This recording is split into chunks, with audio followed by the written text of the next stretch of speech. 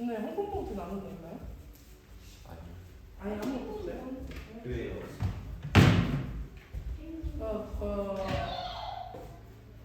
자. 얘들아 예보가 시작된대. 연습으로 2023년 3월 19일 지금 앞으로 앉아. 절 넷째 주일 예배 시작해 보겠습니다. 안돼. 자, 우리 오늘도 찬양으로 함께 예배 열어가 보겠습니다. 오늘 여기 없이 함께하는 찬양은 세상에서 가장 귀한 이야기란 찬양이에요. 함께 찬양해요. 지금부터 내가 해주는 얘기 들어주겠니? 믿어주겠니? 옛날 어느 나라에 함께 살았던 왕자와 왕의 이야기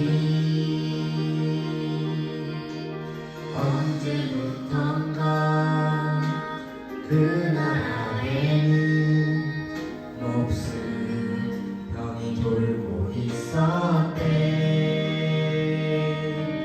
사랑과 용서보다 미움과 싸움이 거저만가는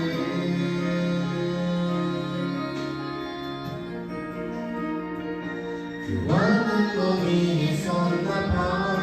그 병을 고칠 수 있는 이는 하나뿐인 왕자뿐이었는데 그걸 모르는 어리석은 백성이 왕자님을 해치게 된 것을 알았던 거야. 그때 왕자님이 말할 때 사랑하는 저들을 위해서 제 영혼을 아버지께 드려요.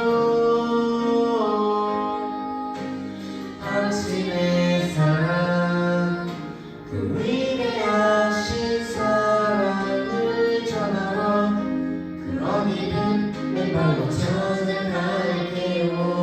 사랑을 나눠줄게요. 하나님이 세상을 이처럼 사랑하사 독생자를 주셨으니 이는 저를 믿는 자마다 멸망치 않고 영생을 얻게 하려 하심이라. 요한복음 3장 16절 말씀입니다. 여러분도 이 말씀을 의지해서 사순절 기간 동안 말씀에 사랑에 감사하는 여러분 되시길 바랍니다. 추운 곳에서 어두운 곳에서 내 사랑을 가르쳤대. 항상 기뻐하라고 기도하며 감사하며 살라고.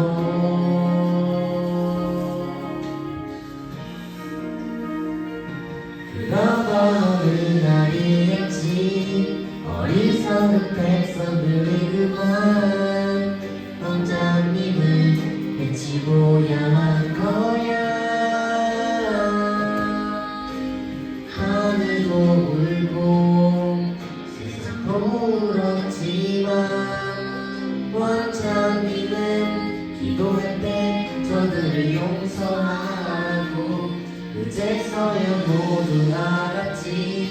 우리 위해 이곳에 오신 건 우리를 위해 눈물 흘리셨단 걸. 그분의 사랑 그 위대하신 사랑을 두고 다시 오실 그날을 기다렸는데 시간은 점점 흐르고 그 기억은 멀어져 가면서 우리들은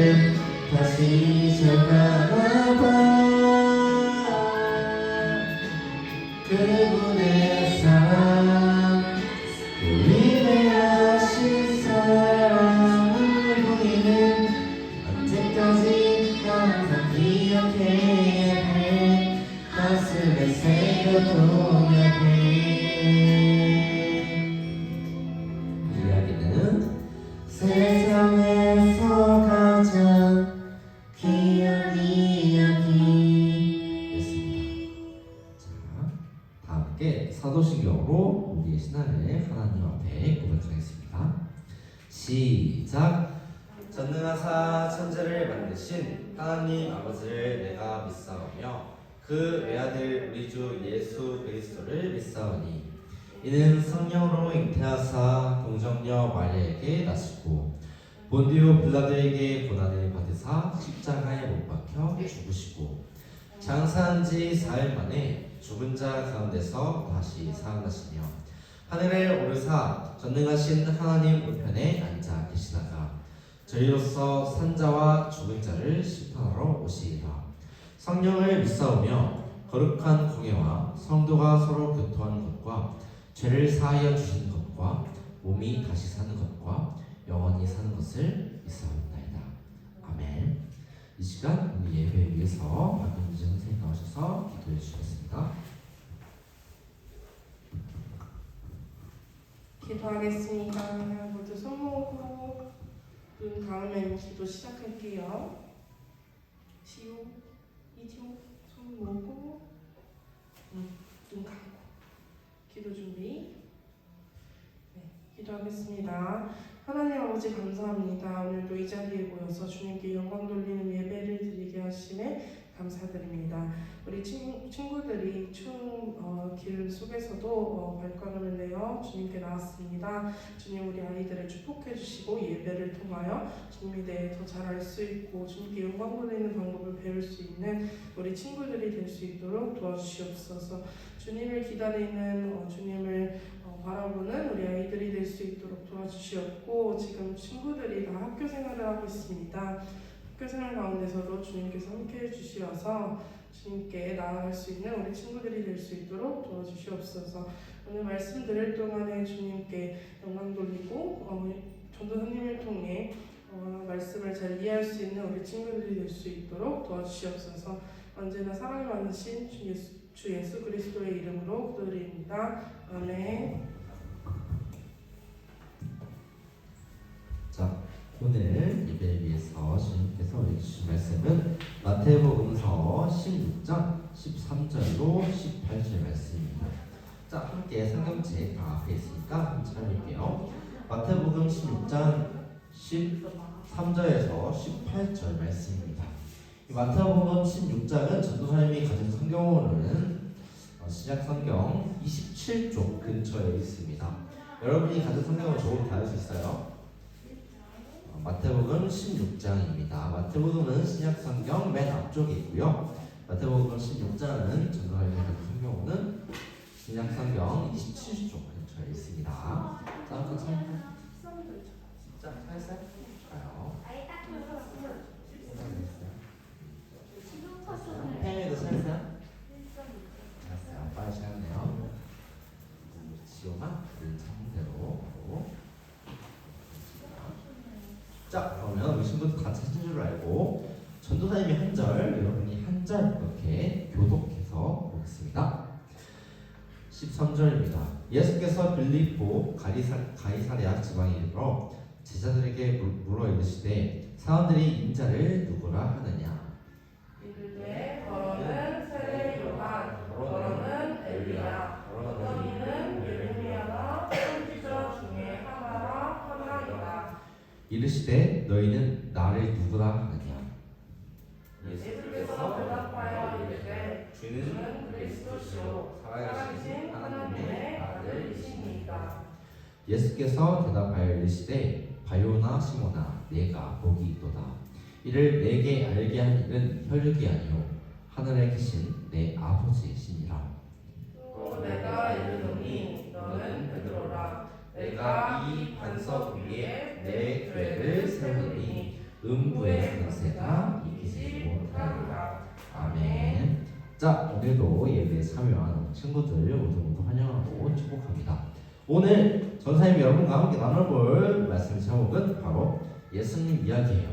우리가 사순절 기간이 맞기 전에 한참 전부터, 올해가 시작하기 전부터 함께 나왔던 이야기가 바로 예수님과 제자들의 이야기들이었어요. 근데 우리가 그 시간을 보내면서 예수님 이야기를 나눴지만 정말 예수님이 어떤 분이실까에 대한 이야기는 깊이 있게 하지 못했던 것 같아요. 그래서 이 사순절 넷째 줄 맞아서 또 셋째 줄 맞아서 여러분과 조금 더 깊이 있게 예수님에 대해서 알아가는 그런 시간을 가져보겠습니다. 우리가 인류 역사상 가장 위대한 질문이 있다고 하는데 그것은 과연 무엇일까요? 우리가 위대한 이야기 맞아요. 인류 역사상 가장 위대한 질문이 있어요. 그것이 바로 무엇이냐? 바로 예수님은 누구이실까? 라는 질문이라고 해요. 여러분은 예수님이 누구라고 생각하나요? 신, 또 전지전능한 분, 또 기적을 일으키는 분, 기적, 또 기적이 아니고 또 맞아요. 우리 친구들이 말했던 것처럼 예수님은 신일 수도 있고 전지전능한 분이라고 생각될 수 있어요. 그렇다면 예수님이 과연 누구이시길래 우리가 위해서 믿는다고 고백하고 또 그분을 경배하며 우리의 삶을 그분께 드려야 하는 걸까요? 예수님은 십자가에 지시기 위해서 예루살렘으로 가시기 직전에 제자들에게 이런 훈련을 시키기를 원하셨어요. 그렇기 때문에 제자들에게 이렇게 말씀하셨어요.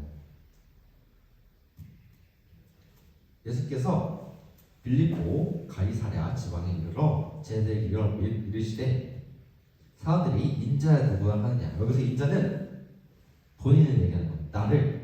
사람들이 나를 누구라 하느냐 했더니 사람들이 어떤 사람은 예수님은 세례 요한 같은 사람 아니에요? 또 어떤 사람은 엘리야 같은 그런 위대한 사람 아니에요? 아니면 에레미야 같은 선지자 중에 한 명 아닐까요? 라고 대답했다고 해요.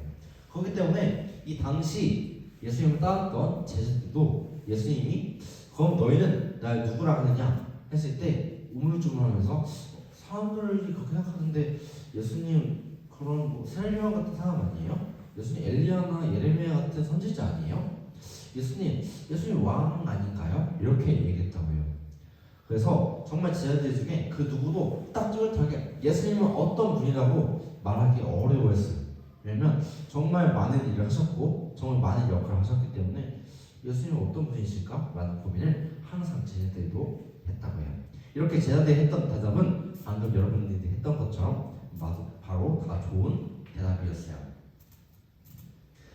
그때 세례 요한이 어떤 사람이었는지에 대해서 이야기를 조금 하게 되었다고 해요. 세례 요한은 유대 광야에서 전파해서 이렇게 말했다고 해요. 회개하라, 천국이 가까이 왔느냐라고 해요. 그러니까 세례 요한은 그거였어요. 그러니까 유대인들이 정말 오래전부터 하나님이라는 걸 신을 알았고 하나님을 따르기 위해서 살았던 사람들인데 유대인들이 한 가지가 조금 아쉬웠던 점이 있어요. 그것은 무엇이냐면 예수님이 우리를 위해서 메시아로 이 땅에 오셨는데 예수님을 메시아라고 인정하지 않았던 거예요. 그러니까 예수님을 진정한 왕, 진정한 구원자라고 생각하지 않았던 거예요. 그렇기 때문에 이 세례 요한은 그 유대 땅에 있는 유대인들을 보고 너희는 정말 회개를 해야 되고 정말로 세례를 받아야만 깨끗하게 죄를 씻김 받을 수 있다. 그렇기 때문에 세례 요한이 예수님이 오시기 전부터 유대인들 세례로 깨끗하게 해주고 죄를 회개할 수 있도록 도와주던 사람이었어요. 그렇기 때문에 사람들은 예수님을 세례요한같이 죄를 씻어주기 위해서 세례를 주신 분 아니에요? 라고 생각했던 것도 있죠. 두 번째로 사람들이 예수님을 엘리야 그리고 예레미야 같은 선지자라고 했는데 예레미야와 선지자는 어떤 의미를 가지고 있을까요? 어떤 것 같아요? 딱 엘리야 뭔가 이름 들어본 거 같잖아요. 예레미야도 뭔가 이름 들어본 거 같잖아요. 예레미야, 엘리야 어떤 사람이 들렸을까요? 어떤 사람이었을까요? 잘 모르겠죠. 엘리야는 옛날의 구약 시대에 살았던 유명한 아주 위대한 선지자 중에 한 명이었어요.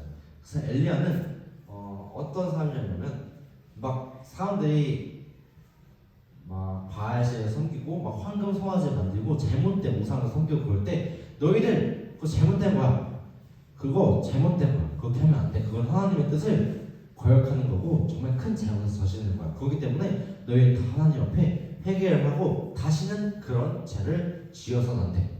라고 했는데 그때 말로만 한 게 아니라 내가 하나님의 능력을 보여줄게. 하나님이 나한테 말씀하셨어. 불로써 능력을 보여주겠다고. 그랬더니 사람들이 비웃었어요. 그때 엘리야가 하나님 그러면 제가 재단을 하나님 말씀대로 쌓겠습니다. 하나님 불로써 능력을 보여주기 위해서 하나님께 불을 내어달라고 기도했더니 하늘에서 번쩍하고 불을 나게 했어요. 그래서 하늘에서 불을 내려오게 함으로써 하나님의 위대한 능력을 보여줬던 위대한 선지자였어요.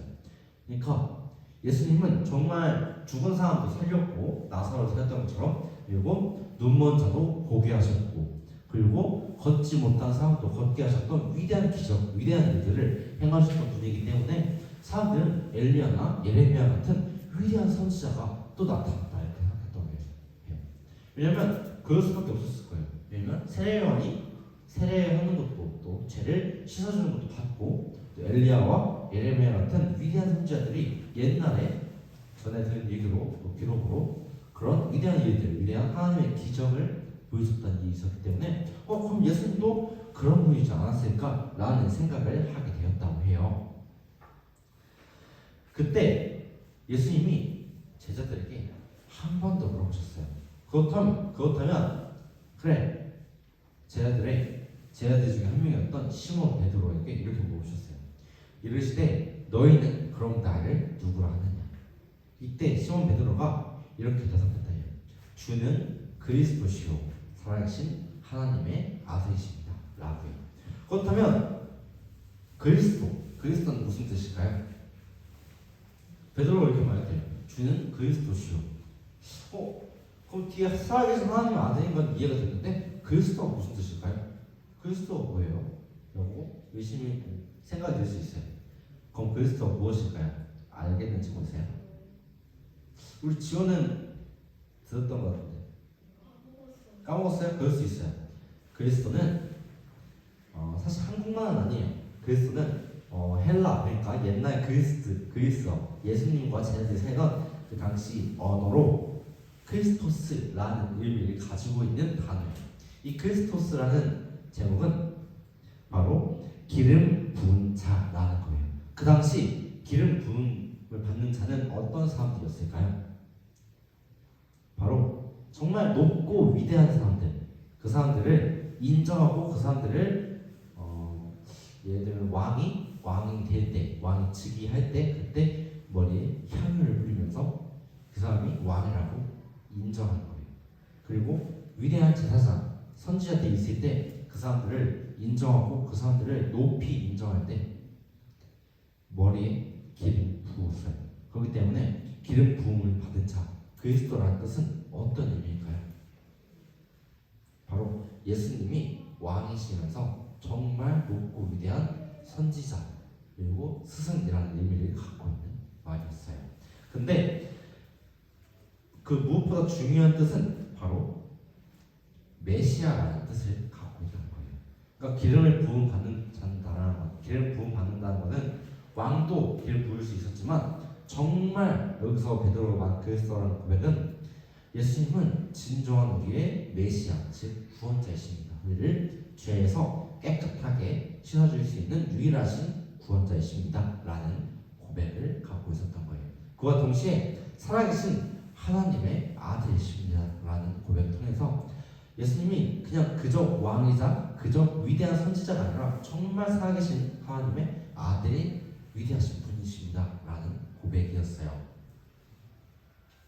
베드로는 정말 자기 민족이 그토록 기다리던 그리스도 즉 구원자이시고 살아계신 하나님의 아들이시라는 놀라운 신앙 고백을 통해서 사람의 아들은 사람이고 또 하나님의 아들은 하나님이시라는 의미를 가지고 있던 말이었어요.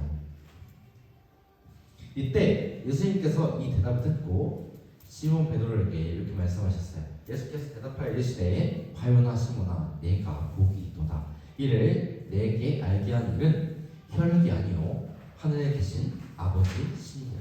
이 말씀의 뜻은 그것이었어요.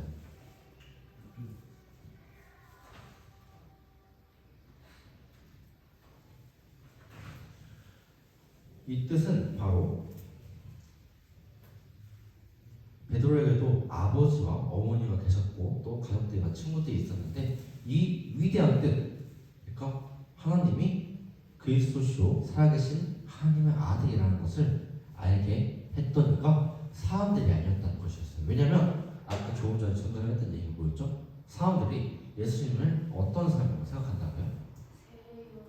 세례 요한이나 엘리야, 또 에레미야 같은 선지자 그런 사람이라고 생각하기 때문에 이런 대답을 누구에게도 듣지 못했어요. 근데 베드로가 어떻게 이 대답을 알 수 있었을까요? 바로 하늘에 계신 하나님께서 베드로에게 이렇게 뜻을 주시고 말씀하셨기 때문에 베드로가 여기 예수님 앞에서 당당하게 말씀하셨던 거였어요. 주는 그리스도시요 살아계신 하나님의 아들이십니다 라고요. 그러면서 베드로에게 이렇게 말씀하셨어요. 또 내가 너에게 이르노니 너는 베드로라. 내가 이 반석 위에 내 교회를 세우리니 음부의 권세가 이기지 못하리라. 이 말씀의 뜻은 바로 그것이었어요. 베드로는 그 당시 언어로 반석이라는 뜻이에요. 반석은 어떤 의미를 가지고 있는 단어일까요? 반석은 쉽게 얘기해주면 반석은 맥반석. 어떻게 보면 전과 어떻게 보면 비슷한 의미가 될 수 있어요. 왜냐면 맥반석 좋아요. 좋은 의견이었어요. 반석은 바로 어떠한 그런 머릿돌 같은, 쉽게 말하면 머릿돌 같은 얘기예요. 그러니까 건물을 짓고 어떤 걸 지을 때 정말 아무것도 없이 지을 수 없잖아요. 그렇죠? 그러니까 정말 기초가 되는 그런 돌을 의미하는 거예요. 그 당시에는 지금처럼 막 철근을 넣고 막 시멘트 바르고 콘크리트 써서 건물 지었던 게 아니에요. 그때는 돌을 써서 돌을 평탄한 돌을 딱 깔고 그 위에 나무가 됐든 돌이 됐든 흙이 됐든 그렇게 건물을 차곡차곡 지었어요. 근데 중요한 거는 바닥이 흔들리고 바닥이 부실하면 어떻게 될까요? 그렇죠. 붕괴가 될 거예요. 지금도 부실 공사라고 하는 말이 있듯이 정말 기초, 그러니까 나무를 심든 돌을 심든 돌을 평탄하게 만들든 그것이 정말 견고하고 튼튼하지 않으면 아무리 높게 쌓은 성이라도 한순간에 무너질 수 있어요. 그렇기 때문에 모래성은 우리가 쉽게 설명하자면 모래성은 바람이 불거나 아니면 파도가 툭툭 그럼 어떻게 되죠? 한순간에 그쵸. 방금 지우가 온몸을 날리면서 설명했던 것처럼 한순간에 무너지고 형체에 이를 수 있어요. 그렇기 때문에 이 베드로에게 예수님이 말씀하셨던 것은 바로 그 뜻이었어요. 너를 이 교회의 반석으로 세우겠다. 그러니까 베드로를 통해서 이 교회를 세우고 주님 하나님의 뜻을 세우는 기초로 삼을 수 있게끔 너를 그런 중요한 역할로 삼겠다 하셨어요. 왜냐하면 예수님이 어떤 분이신지에 대해서 사람들에게 최초로 고백을 했고 사람들에게 널리 전파를 했던 최초의 사역이기 때문이었어요. 그리고 이 뒤에 이 반석 위에 베드로를 위해 교회를 세운다 했죠. 근데 교회 세운 것까지 이해했어요. 근데 음부의 권세가 이기지 못한다. 음부의 권세가 뭘까요? 뭐가 이기지 못한다 했을까요? 뭐였을 것 같아요? 이 음부의 권세는 쉽게 말하면 죽음의 권세, 그러니까 어둠의 세력이라고 얘기하면 돼요. 어둠의 세력, 죽음의 권세, 죽음의 세력들. 그러니까 사탄이 될 수 있고 마귀가 될 수 있고 정말 예수님이 유혹했던 그런 마귀의 유혹이 될 수도 있고 그리고 하나님으로부터 멀어지게 하는 그런 모든 세력들, 모든 유혹들, 모든 고통과 모든 어려움들을 말한 거예요. 근데 그 모든 권세들이 뭘 이기지 못한다고요? 뭘 이기지 못한대 여기? 보여요? 안 나와? 베드로를 통해 세운 교회 자체는 결코 이길 수 없고 그 교회는 반드시 모든 것을 이길 수 있다라고 말했어요. 그러면서 예수님은 또 이렇게 말씀하셨어요. 누구든지 나를 따라오려거든 자기를 부인하고 제 십자가를 지고 나를 따라오라. 누구든지 자기 목숨을 구하고자 하는 사람은 잃을 것이요 나 때문에 자기 목숨을 잃는 자는 찾을 것이다. 사람이 온 세상을 얻고도 제 목숨을 잃으면 무슨 이득이 있겠느냐. 또 사람이 제 목숨을 되찾는 대가로 무엇을 내놓겠느냐. 이 말씀을 하셨던 이유는 무엇이었을까요?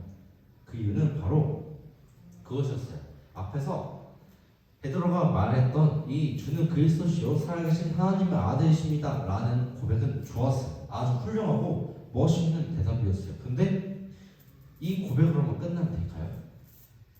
주님은 정말 그리스도십니다. 주님은 정말 살아계신 하나님의 아들이십니다 라는 고백을 했어요. 고백했어. 좋아요. 근데 이 고백은 사실상 오늘날 우리가 이 교회에 나와서 하나님을 찬양하고 예배할 때는 이 예배 시간과 일치한다고 저는 생각해요. 왜냐면 여기 와서 우리가 막 외치죠. 매주 뭐 하나님은 진정한 우리의 사랑이십니다. 예수님은 하나님의 아들이십니다. 예수님만이 우리의 구원자이십니다 라고 외쳐요. 근데 우리가 정말 삶 속에 나가서 예수님을 사랑이라고 전하고 예수님의 사랑을 품고 사람들 도와주고 사람들에게 선한 영향을 끼치고 그래야 되는데 우리는 사실상 쉽지 않아요. 그리고 이사야 사역의 전도사님도 사실 쉽지 않아요. 이렇게 말씀을 전하고 또 여러분에게 알려주지만 사실 정말 예수님의 뜻대로 하나님의 뜻대로 하나님의 사랑을 온전히 전하고 하나님의 사랑대로 살아가는 것은 쉽지 않아요. 그리고 그 누가 됐든 우리는 어려움을 겪거나 또 힘든 일, 또 고통을 겪을 때 그 고통을 우리가 온전히 감당하려고 하진 않아요. 왜냐면 어떻게 조금이라도 피하려고 어떻게든 조금이라도 편하고 조금이라도 쉬운 길을 택하고 싶으니까요. 이것은 이 당시 예수님이 계셨던 때에도 마찬가지였어요. 그렇기 때문에 예수님은 이렇게까지 말씀하셨던 거예요. 누구든지 정말 나를 따르고 나를 사랑한다면 너희의 십자가를 지고 살아가라.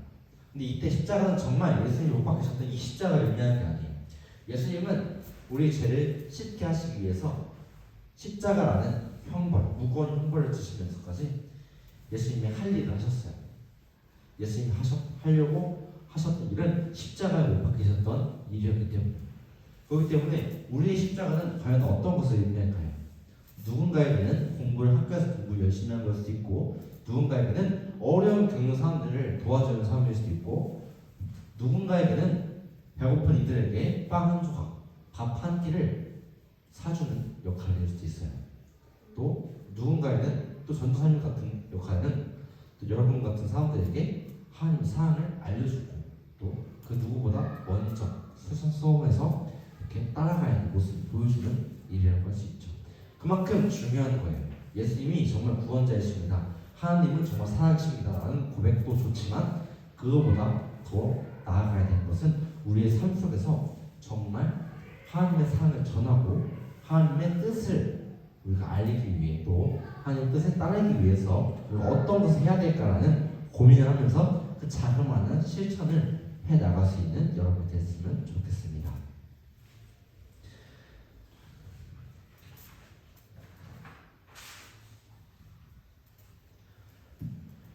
그리고 더 중요한 것은 정말로 예수님이 우리의 왕인가라는 고민을 해봐야 되는 거예요. 왜냐면 우리는 정말 교회에 나와서 예수님은 정말 우리의 왕이십니다.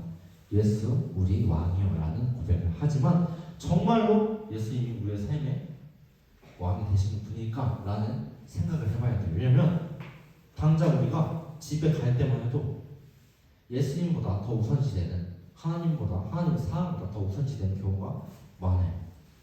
왜냐면 하나님의 사랑을 정말로 품고 살려면 어려움을 겪고 좀 배고픈 사람이 있으면 내가 양보할 줄 알아야 되는데 당장 예배 끝났어요. 그럼 뭐죠? 점심시간이에요. 밥 먹어요. 근데 고기 반찬 나왔어. 소시지 볶음 나왔어. 그러면 내가 하나 더 먹고 싶어가지고 한 숟갈 더 먹고 막 어쩌면 막 새치기해서 막 먹고 싶을 수도 있어요. 그렇기 때문에 이런 정말 삶 속에서 예수님의 사랑과 하나님의 사랑을 정말 우리가 마음속에 품고 예수님이 정말 우리의 왕이라고 우리의 삶의 주인이라고 고백한다면 정말 그런 삶 속에 하나하나의 그 속에서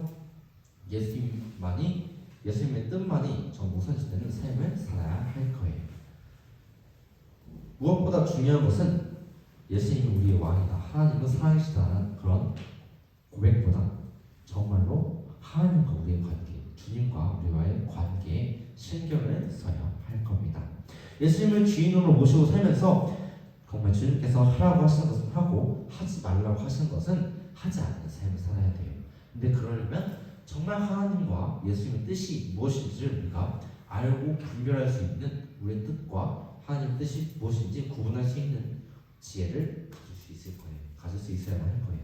거기 위해서 우리는 항상 이렇게 기도하고 말씀을 듣고 찬양하면서 항상 깨어서 기도하고 말씀을 듣는 여러분이 되셔야 할 겁니다.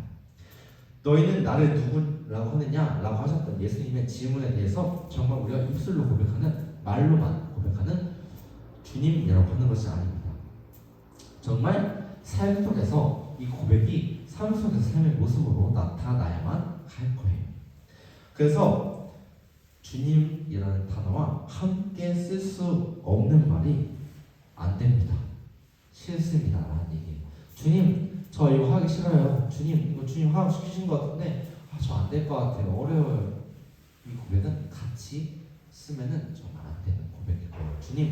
주님이 시키셨으니 할게요. 주님, 이게 저에게 조금 어렵지만 주님께서 저에게 뜻을 주셨으니 제가 한번 감당해 보겠습니다 라는 고백으로 여러분들이 삶 속에서 어려움을 겪을 때, 우리의 십자가를, 자신의 십자가를 맞이할 때, 마주하고 있을 때 그런 고백으로 삶 속에서 정말 진정한 예배를 드리는 저와 여러분 되시기를 간절히 소망합니다. 자, 이 시간 함께 말씀을 마치면서 기도하겠습니다. 두 눈 감고 두 손 모으고 기도하겠습니다. 사랑의 하나님 감사합니다. 주님의 임재 아래 저희가 이렇게 한자리에 모여 주님을 찬양하고 경배드리게 하심에 더 큰 감사를 드립니다. 오늘 이 시간 저희를 이 자리에 불러 모아주셔서 예수님이 어떤 분이신지에 대해서 조금나마 이야기 나눴습니다.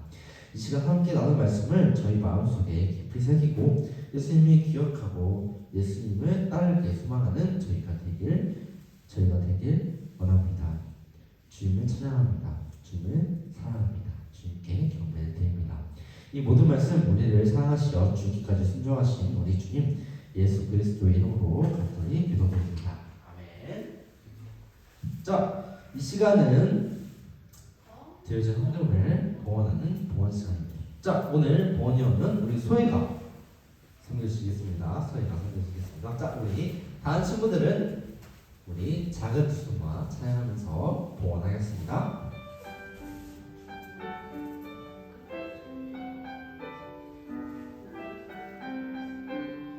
우리 작은 두 손 모아 우리 작은 두 손을 모아 주님께 예물을 드려요.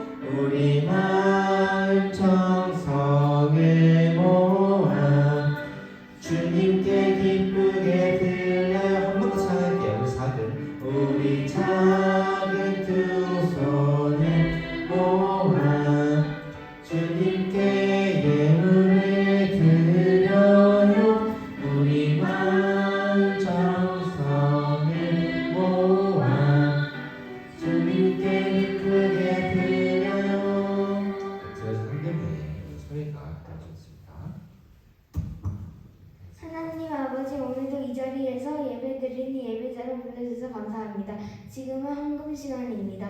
저희가 마음 다해 정성 다해 준비한 예물을 기뻐 받아주시고 하나님의 귀한 일에 쓰일 수 있게 해주세요. 언제나 우리와 함께 기도하시는 예수님 이름으로 기도합니다. 아멘. 아멘. 감사합니다.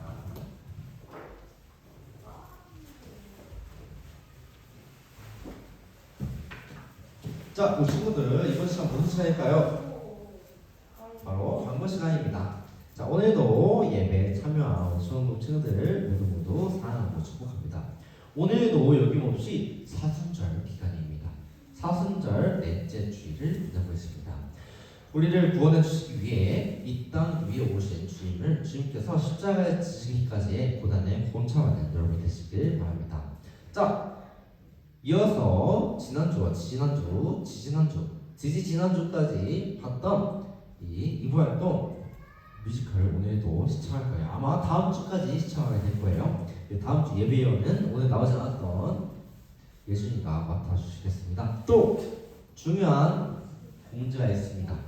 자, 우리 친구들 이제 고난주간 전주인 종료주일부터는 우리가 전사님 매일매일 여러분이 있는 톡방에 막 올려줄 거예요. 막 말씀이랑 사진이랑 올리면서 매일매일 말씀 묵상하면서 매일매일 예수님의 그 고난의 길과 예수님이 하루하루 어떤 삶을 보내주셨는지에서 이야기 나누고 또 기억하고 생각해보는 시간을 갖도록 해보겠습니다. 또 여러분이 또 함께 할 수 있다면 우리가 금식도 해볼 거예요. 근데 금식이 진짜 말 그대로 밥을 안 먹는 게 아니라 기호식품 금식을 해볼 거예요. 기호식품 금식이라고 어떤 거냐면 여러분이 좋아하는 과자, 음료수 막 이런 거, 사탕, 껌 막 이런 거. 응? 안 돼. 저 지금 끝나고 전사이랑 개인 면담 좀 하자. 그래서 그러면 안 돼요. 네. 자, 그러니까 우리가 그런 거 해볼 거예요. 뭐 3일은 과자를 안 먹어보기, 또 3일은 음료수 안 먹어보기, 또 3일은 뭐 군것질 밥 먹기 전에 군것질 안 해보기, 또 3일은 막 그런 거 있잖아요. 유튜브 안 보기. 그래서 사실 쉽지 않아요. 네, 쉽지 않은 거 아니까. 네, 전사님도 같이 할게요. 하게 되면 알겠죠? 좋습니다. 그러면 오늘 예배 주기도문으로 마치겠습니다. 주님께서 우리에게 알려주신 기도 주기도문으로 마치겠습니다. 우리 친구들 준비됐나요? 네. 좋습니다. 그러면 한 목소리로 함께 주기도문 예배 마치겠습니다. 시작. 하늘에 계신 우리 아버지여, 이름이 거룩히 여김을 받으시오며 나라에 임하시오며 뜻이 하늘에서 이루어진 것 같이 땅에서도 이루어지이다. 오늘 우리에게 일용할 양식을 주옵시고 우리가 우리에게 죄 지은 자를 사하여 준 것 같이 우리 죄를 사하여 주옵시고 우리를 시험에 들게 하지 마옵시고 다만 악에서 구하시옵소서. 대개의 나라와 권세와 영광이 아버지께 영원히 있사옵나이다. 아멘. 이것으로 오늘 예배 모두 마치겠습니다. 바로 이어서 동영상 볼게요. 자, 우리 예배 빨리 끝냈죠? 원래 전사님이 오늘 설교가 5장이었는데 여러분들 지루할 것 같아가지고 한 장 반만에 끝내버렸어요. 원래 정말 많았거든요. 빨리 끝나버리네. 이러다 설교 한 40분 할 것 같아가지고 여러분 잘 것 같아가지고 빨리 끝냈어요. 한다고요? 잘했지, 여러분 잘했지. 칭찬해주세요.